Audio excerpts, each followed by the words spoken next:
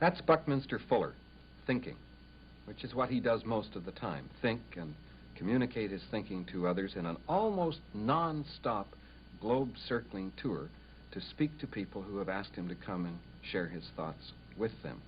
He goes only by invitation. He never prepares a speech. He uses no notes.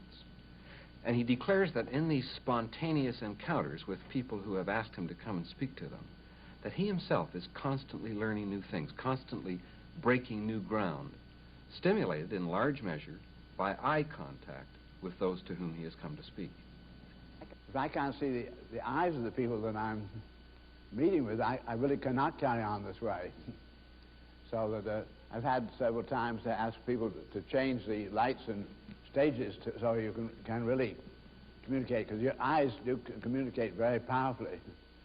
Fuller simply will not speak in a darkened room where he can't see the eyes of his audience. Now, what is this thought that has made him so important to the world? Well, we know him chiefly for the geodesic dome.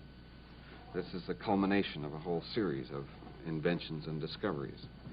The geodesic structure is the most economical way known to man to enclose space. Less material goes into a geodesic structure than into any other kind of structure enclosing the same space or covering the same area.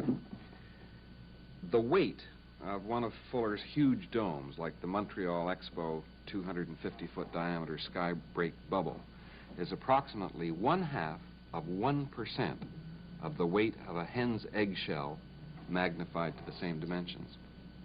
The huge eggshell, a 250-foot eggshell, would weigh 125,000 tons. Fuller's big dome weighs 600 tons. Fuller domes are found around the world now, housing radar installations in the north, a concert hall in Honolulu built for the Kaiser Aluminum Company, a railway repair center in Baton Rouge, Louisiana, and innumerable homes for people. If Bucky Fuller had pocketed all the money due him on royalties from geodesic designs, he'd be very wealthy. But instead, he's plowed everything back into research. And here's where his researches have led him, above everything else, to a conviction that if man's mind is released to do its best work on behalf of man, then it will constantly lead us into better and better strategies and technologies for survival. Just as the dome allowed us to enclose more space with less material, other technologies will allow us to travel faster using less energy, to produce more food from less land, always more with less. Do more with less, Bucky says. That's what it's all about. Man is designed, Fuller says, to be a success. There's no need for a constant series of wars to cut down the population. If we'll concentrate our energies on always increasing our capability to do more with less, then there will be always enough food and clothing and shelter for everyone. And the old idea that the strong survive at the expense of the weak is really based on a false perception of man's true relationship to the natural universe. That's Fuller's most revolutionary message, and he's prepared to prove it. Now, what we asked him to do here in Vancouver in the spring of 1973, when he was 78 years old, was to tell us how he does his work, how the inventor invents, how the discoverer discovers. And characteristically, as he does when asked to explain anything, Buckminster Fuller went back to his own immediate and rather ordinary experience. Number one, I was born very cross-eyed.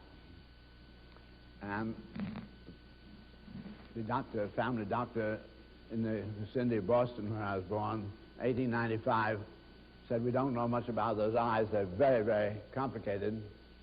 One thing we know is not to try to do any experimental work about that cross-eyedness."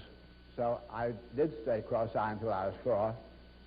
And then they took me to the eye doctor and found the lenses in my eyes were misshapen and needed very powerful lens correction. So they gave me that correction, and I have exactly the same correction still. It's been interesting going through then 74 years of the same correction. You have to have amplification, have a little more just power put in, as you would with a looking glass, been added in the later years, but the same lens correction. So all I have to do is to take off my glasses to see what I saw before I was 4 years of age. And I'll tell you, all I see is a blur. Now, having had that kind of vision until 4, yet my smelling was very acute, and the hearing was very acute, and so and my tactile, I suppose, were brought into greater use. And it never occurred to me until I was 4 that what I saw wasn't what everybody else was seeing. Why would it? I had an older sister, 3 years older, and she would say, tell me the things she could see. Now, all of us are given extraordinary imagination, imaginative capability. So when she told me what she could see, I thought she was making up stories, and I thought they were great. And I didn't want to be outdone, so I'd tell all the things I could see. And I was always getting a laugh, and she never got a laugh. And I thought I was doing great. Then you can imagine my surprise when I suddenly saw that with my glasses, and I saw human eyes, and I saw the things she'd been talking about. And I realized that she had not been telling stories. Now, by this time, I'd gotten a reputation in the family for being amusing, you see.